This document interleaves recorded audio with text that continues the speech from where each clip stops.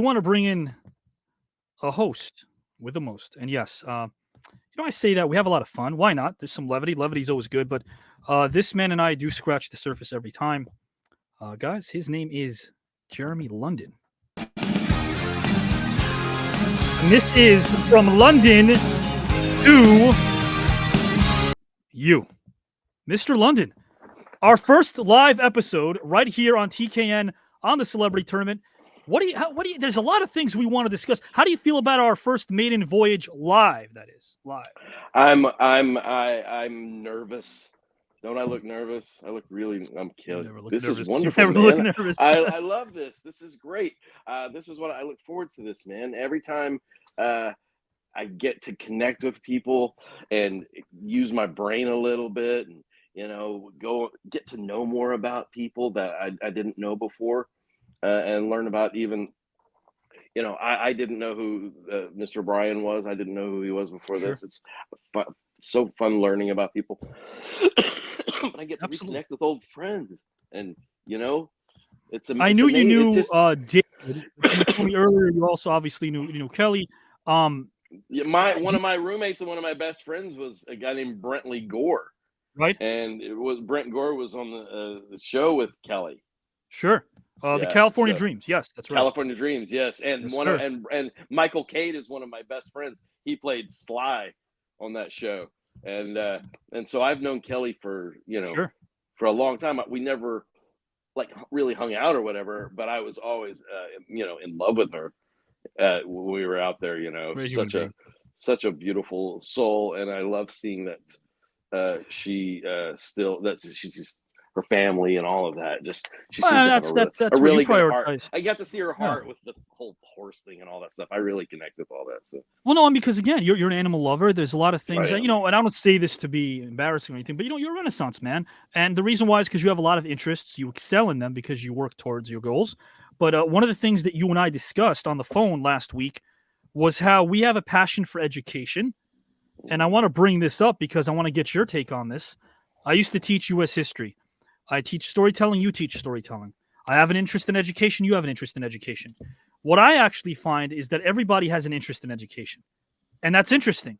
But if you're at a dinner party, Jeremy, and you say you work in education, you're not often at dinner parties, frankly, because if you work in education, you're not really asked.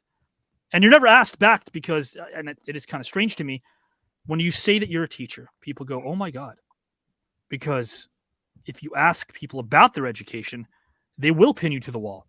It's one of those things that goes deep with people. Religion, money, other things. So I have a big interest in education. I think we all do. But we have a vested interest in it, Jeremy, partly because it's education that's meant to take us into this future that we can't grasp.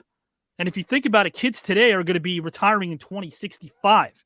But nobody has a clue, despite all the expertise that's been on parade for the last few years, what the world's going to look like in even 5 years' time.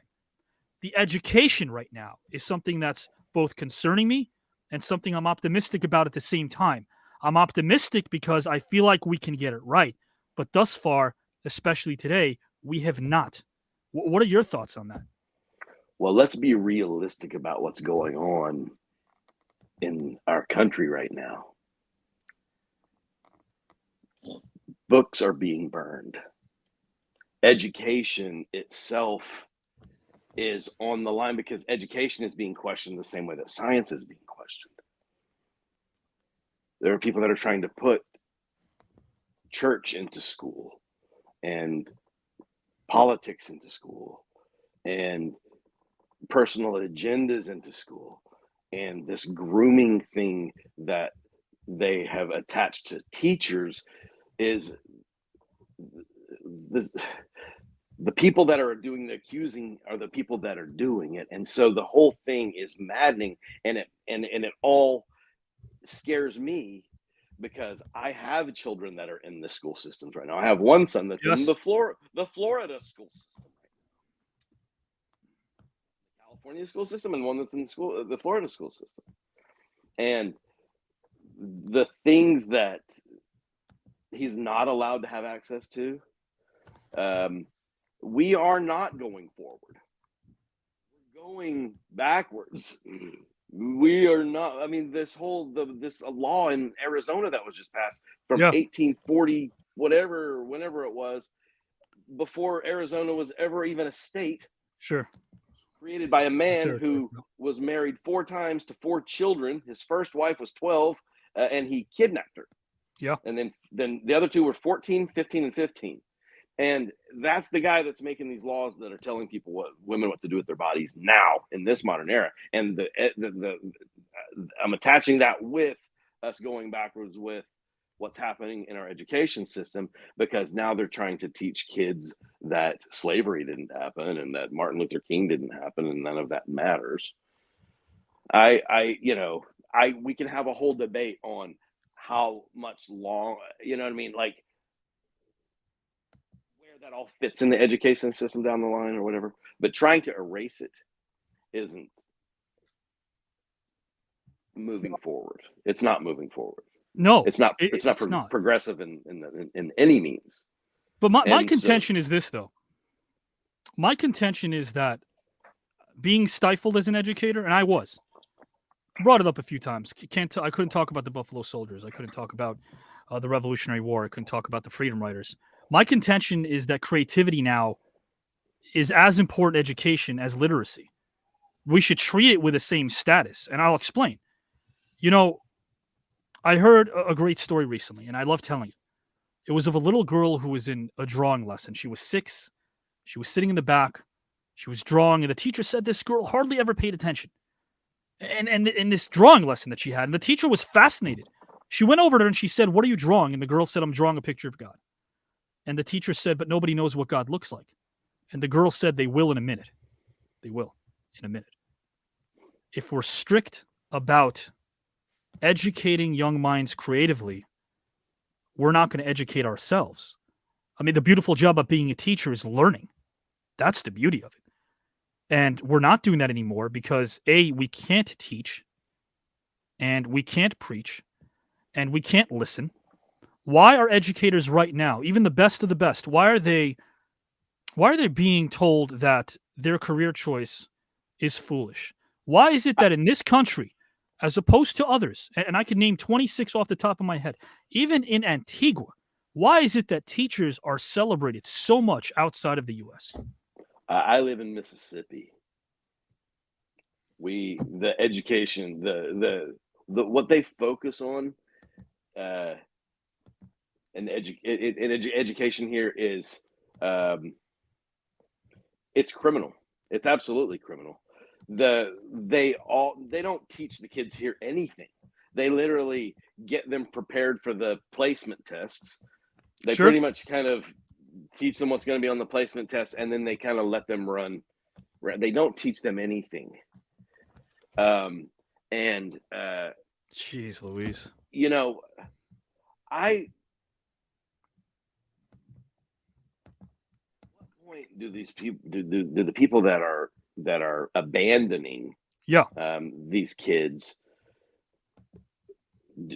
do they have some kind of come to Jesus, some kind of understanding that our future is in their hands?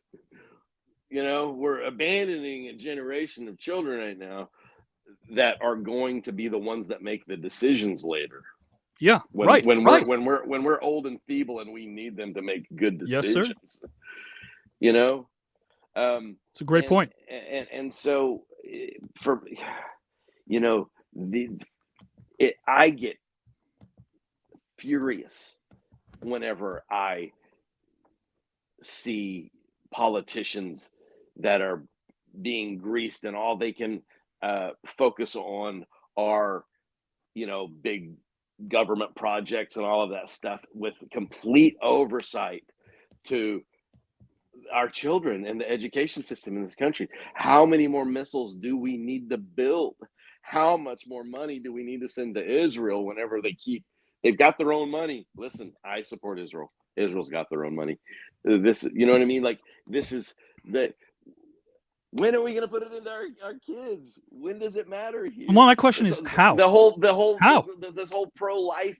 How are we going to put the money into our kids? All these pro-life people, they only care about fetuses. They don't care about kids once they're No, and I'm agreeing. I'm agreeing with you, but my thing is how, right? Because so we don't know, but kids people in like Europe taking. the education systems in Europe are incredible. Australia has an amazing education system. It's not, we have examples of how to make it work right in our backyard. We just have this American elitist attitude that everything we do is right and the only way to go, and that if we concede to anything other than that, that we're conceding that we are somehow weak and not superior in the echelon of world powers and all this stuff where we think we are, where we're supposed to be. Yeah. And with complete look, we are number one. Jeff Daniels had that great monologue in whatever that movie was where he's saying, "Yeah, we're number one in world hunger, or whatever it is. We're all of this stuff. We are number one, and none of it's good." No, but my thing is, here's what strikes me, though. Here's what strikes me. Jeremy, every education system on earth has the same hierarchy of subjects, every one of them. It doesn't matter where you go. You would think it'd be otherwise, but it's not. And at the top are always what? Mathematics, right? Languages. Then there's humanities. At the bottom, of course, we have the arts. Everywhere on earth. And in pretty much every system, too, there's a hierarchy within the arts. It sucks, but art and music are normally given a lower status in schools, right? But higher status in schools than drama and dance. What my point is this: there isn't an education system on the planet that teaches dance every day to children the way we teach them mathematics, right? And I think it's important. Of course, math's important, but so is dance. Children dance all the time if they're allowed to. We all do. We all have bodies, don't we? Did I miss a meeting? I mean, so what I'm saying is, as children grow up, we start to educate them progressively from the waist up. Then we focus on their heads and slightly one to the side. So if you're to visit education as an alien and say, let's imagine that for a second. I have a question for you. You're visiting education and you're an alien. And your question is, what is it for? What's it for? What's public education for?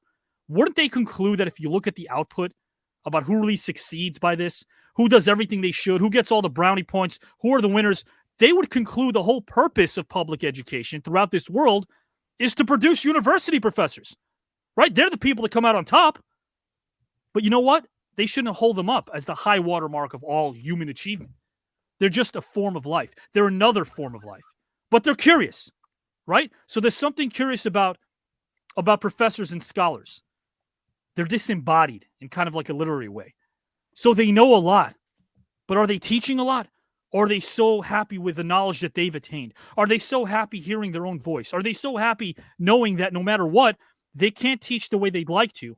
So they go through the motions. How many teachers have you met? You've told me this too. You've known plenty of educators that go through the motions. Because in this country, unlike other countries, we are told that the more we teach, the less we make. There's a ceiling. Because this country, whether we're going to admit it or not, has to do with the almighty dollar. And if there's a cap on what we do, we're not deemed a success. We just talked about success earlier. We talked about what a successful human being is. Of course, health is our wealth. But damn, if we're supposed to change something now drastically in the education system, shouldn't we be motivated? I mean, does it make us selfish to say that we want to make a good living at teaching others? Where's the inspiration? Who goes into school saying, I want to teach because it's going to give me a chance to make a good salary and motivate children that need it? Nobody does. That's why the average, check this out, the average lifespan of a teacher here in this country without a master's degree is 3 to 4 years. 3 to 4 years, that's mind-boggling. It's upsetting, no incentive. Jeremy. There's no incentive. We don't have priorities in place in this country that ensures that the people that are in charge of our children's futures, by instilling information into them, the proper information, sure, they are completely, they're underpaid, they're underappreciated. There's no incentive for them to be in that workplace other than that they want to try to make a difference. But then everyone that wants to make a difference is told to conform to the status quo. You're going to follow this curriculum, this crappy curriculum that teaches kids nothing, and the same crap that, it's like when we used to be taught that Christopher Columbus discovered America, the dumb crap that they think is important other than Was I ever taught how to balance a checkbook? No. Was I ever No, taught how to no, pay my taxes? No. Was no. I ever taught how to even like load a dishwasher? You know what kids could learn from? Yes, Teach them sir. how to load a dishwasher in school, Yes, sir. or mow a lawn, or make a bed. There's an existential crisis of kids that go off to college that get there and they don't even know how to wash their own clothes. You know, the life one of the things that I love about the Australian education system is that they don't stress for their kids to immediately go to university. They want them to tell them to go on what they call walkabout before they go see the world a little bit first. Go get educated and learn some culture. Figure out that Yes, sir. your world isn't the only world. The world doesn't revolve around you, and that there are other things in this world that are bigger than you. Go figure that out. That way, when you come back, you shed that provincial ignorance that comes with never going on walkabout, that comes with thinking that everything you've ever Amen learned to that. is everything that you need to know, and that the stuff that you're being taught is sacrosanct and the only thing you ever need to know, and that you're willing to put that knowledge up against other people and consider yourself scholarly when you've never ventured to Right. do anything other than get outside of your own little tiny No, experience. right. No experience. What have you experienced? I agree with you there. Yes. Like lack of experience. I want to ask you a question because our education system is predicated on the idea of academic ability. Let's call it. I guess there's a reason, right? Because around the world there were no public systems of education before the 19th century. There were none. By the They way, all my came. sister was a teacher and now she sells real estate. So And you were telling. I remember you telling me on the phone. yes. So there was no public systems back then. They all came into being to meet the needs of industrialism. So then there was a hierarchy, and it was rooted on two ideas. Number one, that the most useful subjects for work are at the top, right? So you're being steered benignly away from things at school when you're a kid, things you liked on the grounds that you never would get a job doing, right? And then don't do music. You're not going to be a musician. Don't do art. You won't be an artist. That's benign advice, but it's profoundly mistaken because the whole world is engulfed in a revolution to do what we want. Then there's the second one, which is academic ability. And that's really come to dominate our view of intelligence because universities, Jeremy, they're designed the system in their image. If you think of it, the whole system of public education around the world, it's sort of like a protracted process of university entrance, right?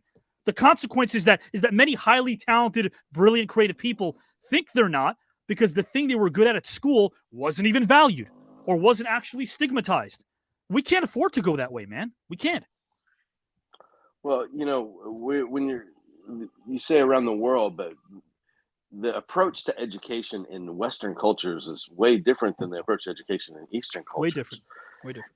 When with the emphasis being on, in Eastern cultures that they expect not only for you to do extremely well in school, but then to go into education, but do really well. That way you can take care of your parents in their old age. So there's a communal. There's not an individual. It's not an individualistic society. It's a society of where everybody has to think of their family first and all of that stuff first, and education first, and all of that stuff. Now, I'm not saying that is. I don't think that would make me happy. I don't think that's the best way to go. No. I think there is you lose your individualism. I don't like that. I like the individualism that we have in Western cultures. But what happens is that you wind up with classes on Barbie and classes on the Grateful Dead in college. You know what I mean? Things with that where you were talking about earlier about professors being taken seriously. Are you going to take that professor that's teaching a class on Barbie very seriously? And why is that important whenever these kids are there paying money to learn something that's going to take them into the future and you're not actually teaching them anything? And I have the exact same problem with force feeding trigonometry and stuff like that down people's throats. Right. If you're not going to use that in your career down the line, don't waste my kid's time and make him feel like crap about himself if he's not going to do that. teach him something he can use down the line that is going to be something, you know what I mean? But that's why degrees. Kids. But Jeremy, that's why degrees aren't worth anything, because now kids They're with degrees worth nothing. No. They're often headed home to carry on playing video games because you need an MA where the previous job required a BA, and then you need a PhD for the other. It's a process of academic inflation. That's what's happening right now across the board here in this country. Her psychology degree right now. She's working on her bachelor's right now in psychology, just so she can have a job that she can work from home. I could tell her, you know what I mean, like to be able to be in the marketplace better. And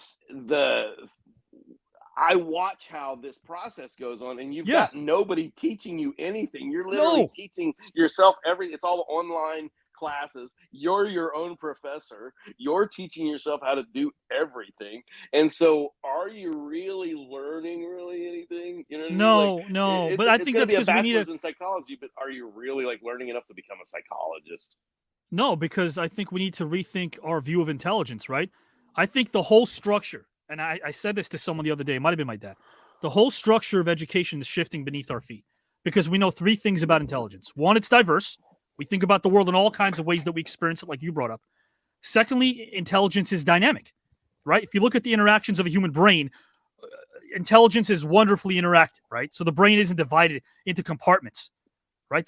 And then the last thing that people don't want to bring up is the fact that more oftentimes than not, through the interaction of different disciplinary ways of seeing things, we're able to learn. So it means that we have to not only challenge ourselves, but realize that we're being challenged. But how can we be challenged if we're living in a society where everybody gets an award and a prize and a pat on the back for being told that they're right, even when they're wrong? No, we are in the trophies for participation generation. Yes. We're dealing with these people that don't know how to listen, man. We're dealing with people that are in for like a rude awakening whenever real life hits, and they have to fail in real life and accept that they've failed without getting a damn trophy for it. Learning how to lose builds character. Yes. I grew up an athlete and probably learned more about myself in those moments where I lost far more than whenever I won. On the golf course, golf course scenario. Sure. I used to break clubs and throw clubs. You know how childish that is? You know how dumb that is? You know, whenever in retrospect, whenever you look at yourself and you go, you know, what did you learn today? You just lost a $400 club because you threw a fit over a bad golf shot. Like, at what point do you sit? You know what I mean? Can you like this is how we learn about ourselves. You know, Donald Trump just won again his club championship that at his own place, and he's notoriously cheats. You know, there's no what kind of satisfaction is that? That's the kind of person that you're going to create. You know, these people that always just expect to win, and then when they don't and life hits them, it's an existential crisis that they implode, and you know, and then you know, people are killing themselves for dumb reasons. Well, I know a guy that killed himself because his parents took away his boat. Oh, you know what I mean? Like, it's just. I think I don't know if there's no turning back, but I do think that these conversations, thankfully, are being had by us. But I mean, you do celebrate the gift of human imagination. I remember during your debate with Ken Patera, that was one of the topics as well, and you brought that up. You put it so eloquently. I think that if all the insects were to disappear from the earth within 50 years, all life on earth would end. Yeah, but if all human beings disappeared from earth within 50 years, all forms of life would flourish. Mm-hmm. We're the problem. We're the problem, Jeremy. Look what happened whenever COVID hit, and like all of a sudden the canals in Venice cleaned up. You know, yeah, there were dolphins swimming in the canals in Venice. We are the problem, but we also, this is still our planet, and we have to use it because we're here and it's what we have. But clearly, there are things that we can do to just say yes. Of course, we're doing damage. Just admit it, and then work backwards from there. Then we can reverse engineer. Okay, we know we know we're doing the damage. We've got clean dolphins in the canal right now whenever nobody can get in it. So that's proof right there. The ocean will purge. The ocean will clean things. It's got love if you're allowed to, right? If you're allowed to.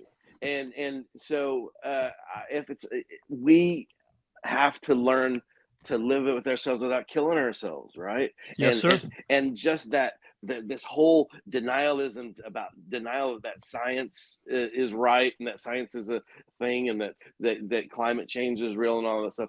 That's it's poisoning ourselves to satisfy. I don't know, to be able to, I don't allow them to be able to sleep better at night or something. I don't know what I mean. You know what I mean? The same Sure. reasons Sure. that I think a lot of people need religion, because the thought of you know, death and all of that is so scary. Of course. Of course.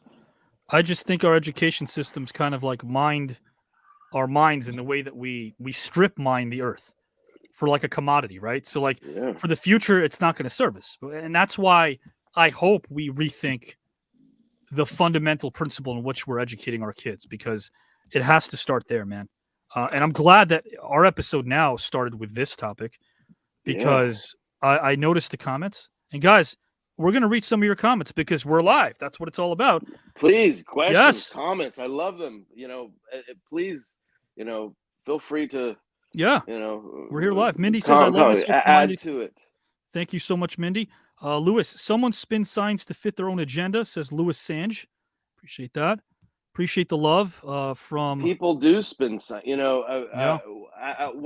It's so bizarre to me that people feel the need to spin science whenever to their benefit, Jeremy. To their benefit. All of the technology around us, everything that we rely on, scientists did that, and so I have faith that they're going to, that we're in, our fate is in their hands. I'm not going to pretend to know any of that stuff, or to armchair quarterback any of that stuff, and to pretend that I know. But I do know that we got rid of polio. Polio can come back. Measles is coming back.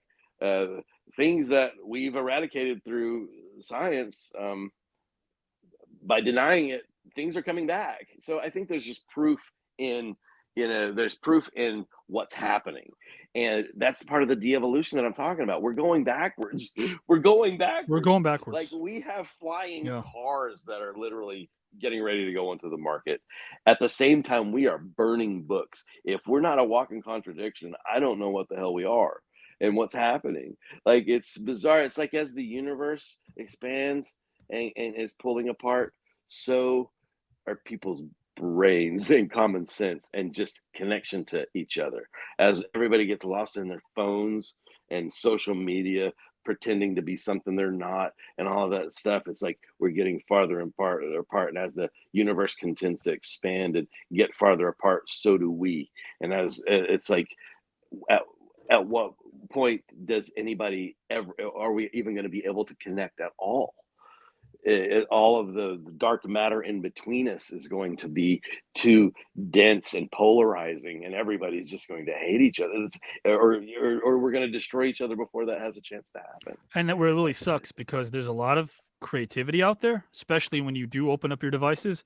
But creativity, which should be defined as the process of having original ideas that have value, but more often than not, that comes about through the interaction of different disciplinary ways of seeing things. And I think that's the problem, is we're locked into our own ideologies and we're not like willing to listen, because it doesn't, like, listening doesn't, I think somewhere along the line, people started thinking that listening means agreeing. You don't have to agree when you're listening. You simply have to listen so you can open up your mind. And that's the greatest way, I think, to gauge professors, is when you're listening to them speak. You're not supposed to buy everything that they're selling you.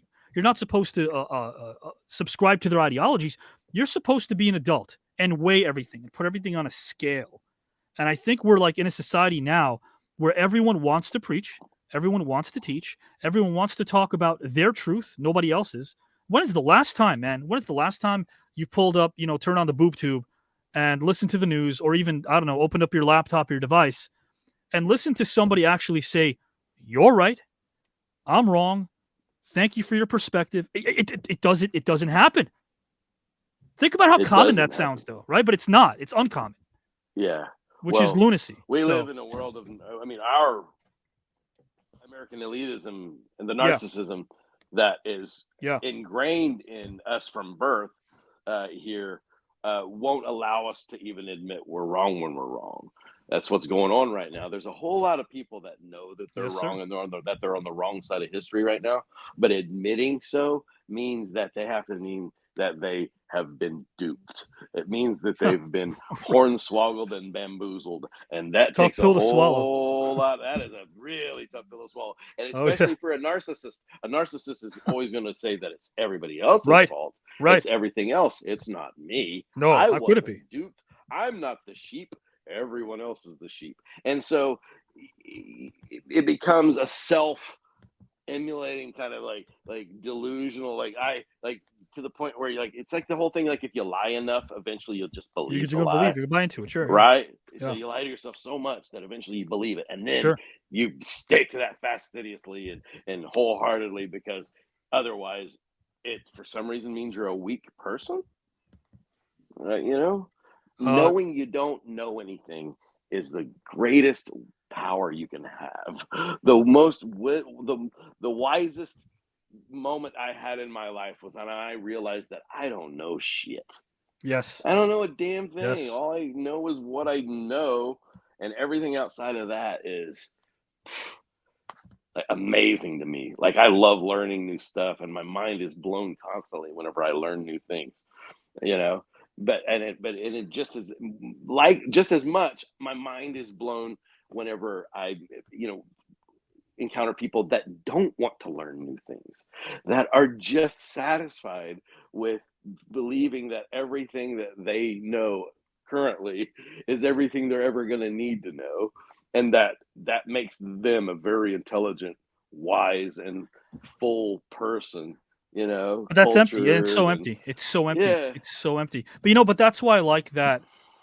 At least what we're doing here now is we're not talking problems. We're talking solutions. The greats talk solutions, and I'm not saying greats is in this ego-driven, I guess, legacy that you want to leave behind. But yeah, doing great things is not only being able to listen, but being able to say, "Hey, I can challenge my own self. Like I can challenge." I probably thought about 5 or 6 different ideas and concepts I had in the last week that I rejected yesterday because I realized that they were crap. And I'm like, that's hard to do. But you have to. You have to. You have to. It's a muscle. You have to understand that, for I'm a photographer, so I know that I'll take 100 pictures to get one good one, but that one good one's going to be amazing. Thoughts are the same way. Thoughts are the same way. Dion says, wisdom is knowing that you don't know. Absolutely, says Dion. Julie says, right, it's okay to be wrong or misunderstood. Mary says, being uneducated gives you the opportunity to learn. Yes. Ramon, yes, you believe in your own garbage and can listen to anyone else. Saying I don't know can be powerful. Too many narcissists in this country, says Alexander. Allison, quoting George Costanza, it's not a lie if you believe it. That's from George Costanza from Seinfeld. It's not you guys are awesome. You believe it. Exactly right. There you go. That's the clownishness. How about this one from Dion? Agenda versus conversation. Agenda versus conversation. Agenda versus conversation. What are we talking about? I think he's talking about, and let us know. I don't want to speak for you, Dion, but the agenda, meaning if someone is trying to push an ideology down our throats, that is their agenda. It's not the truth. It's their truth. And there's no compromise. This is the only truth. We're not going to have a conversation about it. My truth is the only truth. Yeah. And we're not going to have a debate. Right. Because you're stupid and I know everything. Mm-hmm. Yeah, not a healthy way to be. Takes you. Yeah, man, it doesn't. It doesn't take you very far. But, again, what does take us far is at least having these conversations. And guys and gals and pals in the comment section, we do see your comments, a bevy of them. From London to You is going to be back again. It's going to be back soon because Jeremy and I love doing this. We love doing this live with you as well. Hopefully you've enjoyed your time here with us. There's more show to go, but Jeremy, man, a simple thank you. A simple thank you. A thank you for being you.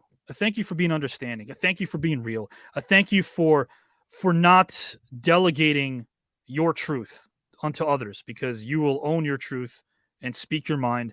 And I think that's so liberating to know that if people can't accept it, that's their problem. It's not yours. But you do have a good heart. And I want you to know I listen when you speak.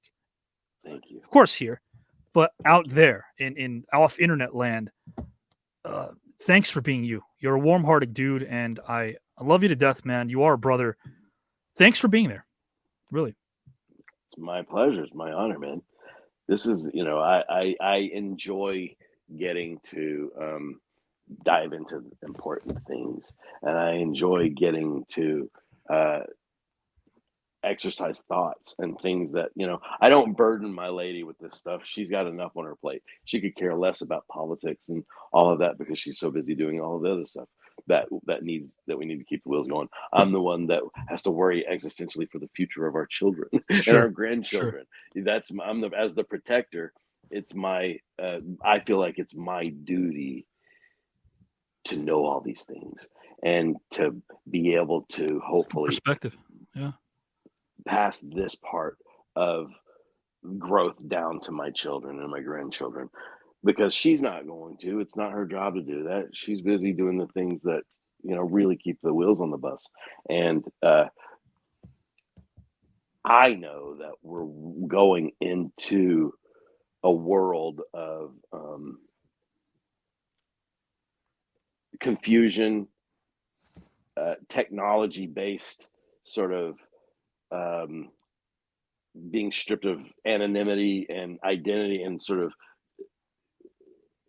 there's a bizarre isolationism that comes with all of a sudden having eyes on you all times, even though it seems like counterintuitive. I worry about what all of these things, the pressures of social medias and stuff, are going to do to my children, but also the jobs that are going to be available to them, and like just all of these things always drive me. I'm never thinking about just what does the future hold for me. I'm 51 years old. But it's a lot on our shoulders, man. It's a lot. Yeah. It's a lot. It's a lot. It weighs a lot. What the future holds for them is far more important than what the future holds for me.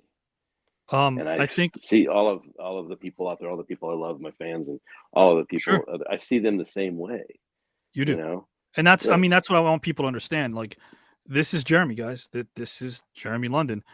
Chat says you always give us a fresh perspective on things. Yes. Yes, he does. Do you stay up at night thinking of these things? Yes, we do.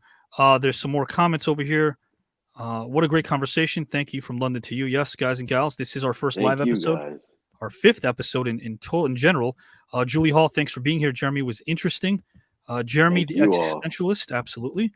Yes, do more of these. We are going to do more. And hey, Jeremy, it's kind of cool that we're reaching a lot of people, because over in YouTube land, we hit this.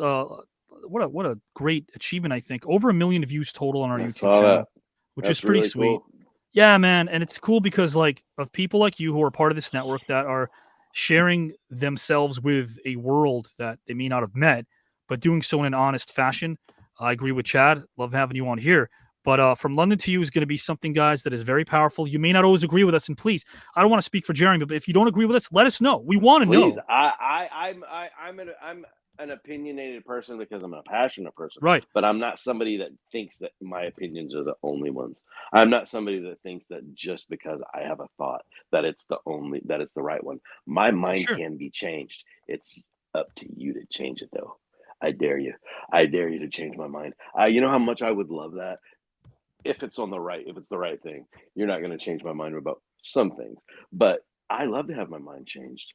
I love to learn new things. Yes, there's a moment, the moment whenever I thought that I knew something and I realized that I had it completely wrong.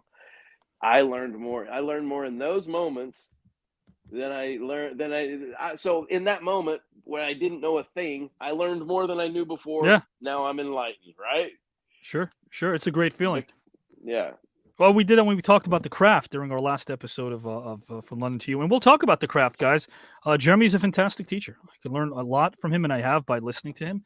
And we both will talk about the craft of storytelling too. So, and again, you guys can write in about topics you want us to talk about. Maybe you can message me, and I'll let Jeremy know within a week or so. Hey, here are some of the cool topics that our viewers want us to discuss, and we'll tackle them. I've got no problem doing that. Yeah, I would love it. Well, brother, John says, "Could Ken Patera change your mind?" About what? About what, John? About what? Are you referring to the first match they had, Ken Patera and Jeremy? Specifically. I love learning new things. The hints were not the luminaries. No, the hints tonight were for the participants. You guys should go head to head with others. No, I don't want to go against Jeremy in this tournament. Are you kidding me? No way. I want to win too. So no, that's not going to happen. Man, oh man. Hey, bro, I got to tell you, it was so cool. David texted me too. He was so happy to see you, man, tonight. You definitely lit it up. Thanks for your truth, brother, man. It means a lot, man. Did you have fun tonight? Always, man. I always have fun here, man. I always love Likewise. it. I love being here. I love just the whole process of getting to connect with David and Kelly. And David was in good form tonight. I love. I think he looks the same. It freaks me out. It's so trippy to me. He just looks like Grandmaster. What is it? Master B. Grandmaster B. Is that what it was? Grandmaster B. Yeah. He's a good cat, man. Good cat. Absolutely. Good, and so are you, brother. So are you. I appreciate our time. So are you. Dude, I appreciate you, brother. I appreciate all of you folks out there, everybody commenting and asking questions and just taking the time to mind meld with us, because that's what I think this is, and that's why I like these moments, because I don't just spew crap because I sit around and think about these things.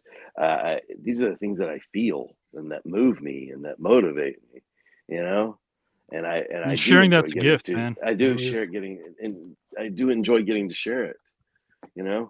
Sometimes it helps me to hear it too. You know what I mean? Sometimes you can have instincts about things and you think things, but we don't plan what we're gonna say. This stuff. We don't see them until we express them. Yeah, that's true. Exactly. Right. That's so true. Yeah. And so these moments of thought allow. Maybe in these moments, this is where we get to learn as well, right? I've learned a lot about myself through my conversations with you and a lot of people here too. So you're right, man. Like I swear to God, a lot of times when I click end broadcast, it's a surreal experience because it's during these couple of hours that I'm processing and learning so much, man. And I want you to know, again, you're a great friend, but you're a damn good teacher. And thanks again for being here for episode number 5, our first live of From London to You, my friend. Yes, sir. We'll have to do it longer next time and spend more time with everybody. Maybe get started a little earlier or something like that. But, yes, sir. Yes, sir. I never want to get off when we start doing this. That's how much I enjoy doing this. Dude, my brain just enjoys the